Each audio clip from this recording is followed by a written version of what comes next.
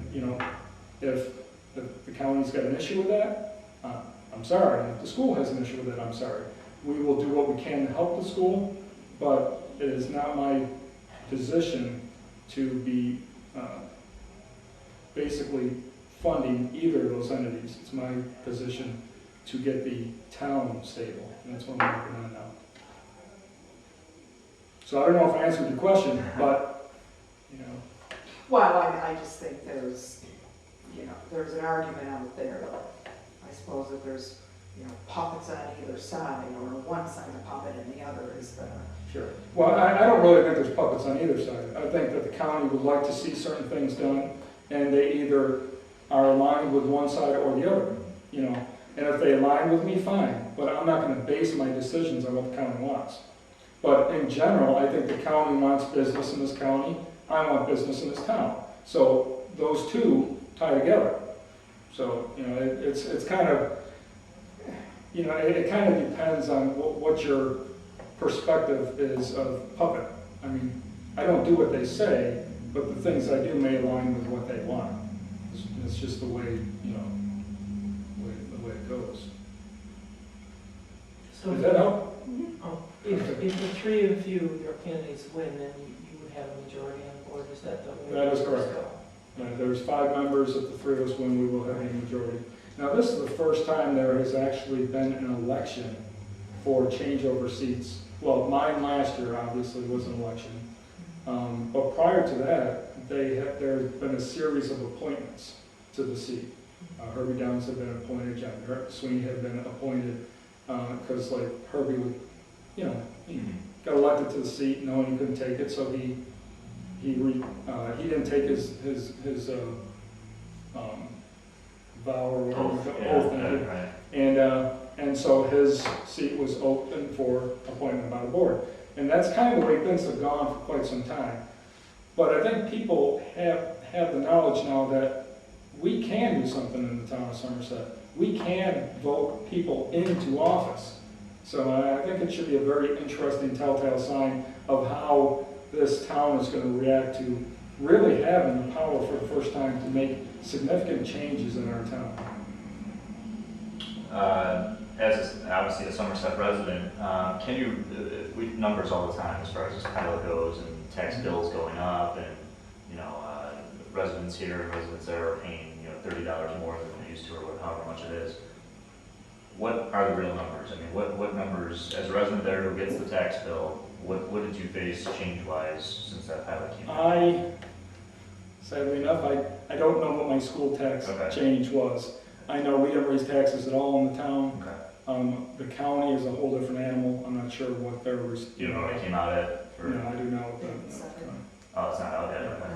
Talking to those people talking about, you know, it's just all hypothetical. There is a lot of talk about a lot of things. Yeah. I mean, the numbers can say whatever you want them to say, Right. and they've been used over and over. So there's no hard copy bill yet that you've received. Okay. No, all I know is the town is not raising taxes. Okay. So, you know, the town residents will not pay a dime more in town taxes. Okay. How'd you do that this year? Well, first off, I cut Mr. Shoemaker's bill down. And as a result, we have plenty of money to stay where we're at. You know, you laugh, but that's true. That's 10% of our budget. That's a fair amount. It's an interesting pie graph. Amazing. I guess the wind energy is interesting. You know, it sounds like it's something that's moving along pretty nicely. What's the timetable for that as far as, you know, things take forever in Western New York? Right, and they really were dragging along pretty good. And I was getting a little, you know, fed up. Right. And so I said, I asked the board a few months back, I said, what exactly do you need before we can call Empire in here and look at a contract? Right. And they said, well, they wanted a copy of a contract that they signed with somebody else, and they wanted to see some numbers, even though the numbers cannot be official numbers, because a lot of study and testing need to happen first. So I went out and I called Empire and I said, listen, if we put a turbine where our sewer treatment building is, and I gave them all the wind speeds and all the wind information they needed, and I told them what kind of turbine would be on that location, because, you know, I Right. have a background in wind power, so I know what they need. I sent all the information to them, they worked out a formula, sent it back, we had the numbers, we had the host agreement signed with, I can't remember exactly what town it was at the first one we used. But I gave both of them to the board members, and they said, at the next meeting, they were kind of hem-hawing, and they said, all right, well, I'm gonna make a motion that we call on Empire State Wind Energy and start negotiating this thing. I did, they voted, it passed. So we had the meeting on the 15th of September, I believe it was. Anyway, we had the meeting, the first half hour of the meeting, our attorney debated certain words. I learned later that Keith Pittman, who's the CEO of Empire, said we were one moment from walking out of that place.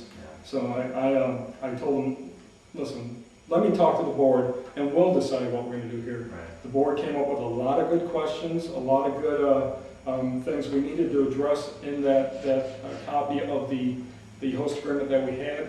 We made the changes, we sent them back. Empire's looking at them, they're gonna rewrite the agreement with the changes in it, and then we're gonna get it back and hopefully get it signed. Once we get it signed, they start looking at landowners and seeing how much land is gonna be available, start doing the test, and we can start moving forward on this. So I'm in no mood to make this thing drag.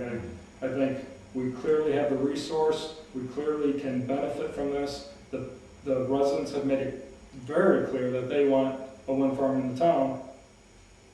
So I don't understand why they're not already, knee deep into this process, so. We actually just had a legislator in here before you that spoke to wind energy and what's going on in Lackawanna and things like that. And he said that because it's a green resource, it's taxed differently, if at all. So as far as you know, is it taxed? How is it taxed? And do you see them possibly looking for a pilot or anything like that? Well, see, this is the thing with Empire State Wind Energy. Empire State Wind Energy has a different model than any other wind energy business probably in the world. Right. Their basis for existing is to put money into the New York State economy. Okay.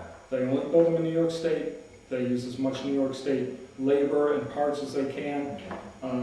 And the reason why they do this is because Tom Golisano, he loves this area. Right. Well, I think we're all aware of that. So they will be going for a pilot just like anybody else. But the pilot is not, that would go to the school, the county, and part of it to the town unless we were to let it all go to the school. Okay. But that's not where the town would get its money. They will get its money out of the host agreement. Okay. Now, in the host agreement, we would get 75% of the proceeds. That is a significant amount.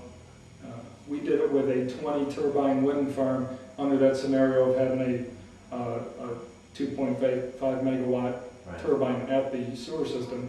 And it came out to $1.3 million just for 20 turbines, which we could probably double that. So it is a very substantial, and the difference is the town of Somerset, could take ownership of that wind farm at some point. And then we would completely run it, we'd be generating our own power, and we would get all the proceeds from it. So it's, like I said, you'll never see that anywhere else. Matter of fact, some of the board members brought in some information from the town of Eagle and said, look, they're getting $640,000 a year.